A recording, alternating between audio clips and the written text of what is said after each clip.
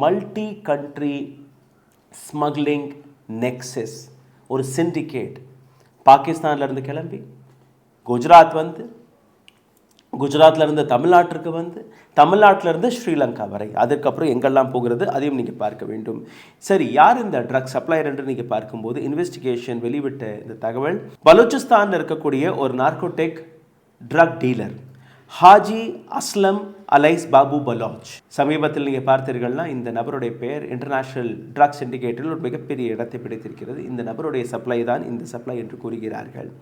இது போன்ற 11க்கும் மேற்பட்ட கன்சைன்மெண்ட் பிடிபட்டிருக்கிறது கடந்த 3 வருடத்தில் மட்டுமே. ஒவ்வொரு 10 நாள் 15 நாட்களுக்கு ஒரு முறை ஒவ்வொரு கன்சைன்மெண்ட் பிடிபடும். இது பெரிய கன்சைன்மெண்ட்களை மட்டுமே நான் உங்களுக்கு எடுத்து காட்டுகிறேன். இந்த ஒட்டுமொத்த சிண்டிகேட்டுடைய நாடுகளை பாருங்கள். பாகிஸ்தான், ஆப்கானிஸ்தான் மற்றும் ஆப்பிரிக்கன் கான்டினென்ட்டில் இருக்கக்கூடிய ஏராளமான நாடுகள் இந்த வேலையை பார்த்து வருகிறார்கள்.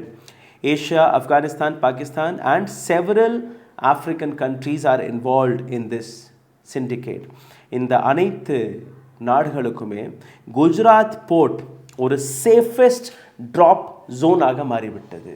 குஜராத் போர்ட் ட்ரக்ஸ் சிண்டிகேட்டுகளுக்கான சேஃபஸ்ட் ஜோன். எப்படி? குஜராத் போர்ட்டில் இறங்கிய ஒரு சில மணி நேரத்திற்குள்ளேயே இந்த ட்ரக் சப்ளை டெல்லி, பஞ்சாப், ஹரியானா போன்ற மாநிலங்களுக்கு ஷிப் செய்யப்படுகிறது.